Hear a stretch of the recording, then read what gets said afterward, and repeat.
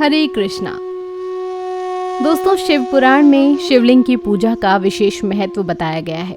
यदि नियमित रूप से शिवलिंग की पूजा की जाए तो भगवान बहुत जल्दी प्रसन्न होते हैं और मनचाही मुराद को पूरा करते हैं। कुछ लोग शिवलिंग को घर में भी रखते हैं, लेकिन घर में शिवलिंग रखने के कुछ नियम हैं जिनके बारे में अक्सर लोगों को जानकारी नहीं है। अगर शिवलिंग से संबंधित इन नियमों का ध्यान न रखा जाए तो इसे घर में रखने से आपकी परेशानी बढ़ सकती है। तो चलिए आज की इस वीडियो में हम जानते हैं उन नियमों के बारे में। घर में स्थापित शिवलिंग के नियम कुछ इस प्रकार हैं। यदि आप शिवलिंग की पूजा करने में असमर्थ हैं तो शिवलिंग को घर में नहीं रखना चाहिए। घर में शिवलिंग की प्राण प्रतिष्ठा नहीं करवानी चाहिए। उसको वैसे ही रखकर विधि विधान से पूजा करनी चाहिए। उनका नित्य अभिषेक करना चाहिए। शिवलिंग की रोज सुबह शाम पूजा करनी चाहिए। यदि नियमित रूप से पूजा कर पाना संभव ना हो तो घर में शिवलिंग ना रखें। शिव पुराण में कहा गया है कि घर में एक से ज्यादा शिवलिंग नहीं रखने चाहिए। यदि आप धातु का शिवलिंग घर में रखते हैं तो यह सोने, चांदी या तांबे से बना होना चाहिए। उसी धातु का एक नाग भी उस पर लिपटा होना चाहिए।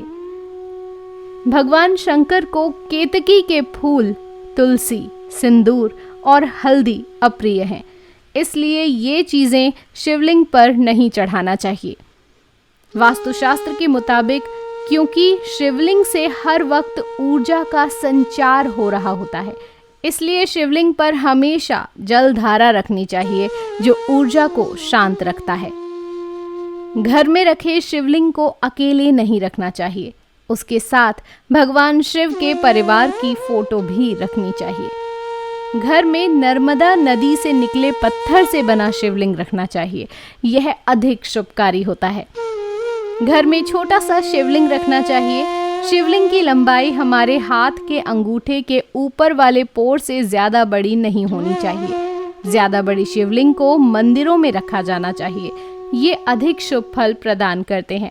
घर के किसी बंद स्थान में शिवलिंग नहीं रखना चाहिए। शिवलिंग को हमेशा खुले स्थान पर रखा जाना चाहिए। इसके साथ ही दोस्तों, शिवलिंग को गमले में क्यों नहीं रखना चाहिए, आइए आपको बताते हैं। जैसा कि अभी हमने आपको बताया कि पुराणों के अनुसार शिवलिंग को कभी भी जमीन पर या मिट्टी में नहीं रखना चाहिए। गमले में मिट्टी होती है और यह पूजा स्थल पर भी नहीं रखा जाता है। इन वजहों से शिवलिंग को गमले में रखना सर्वथा अनुचित होगा।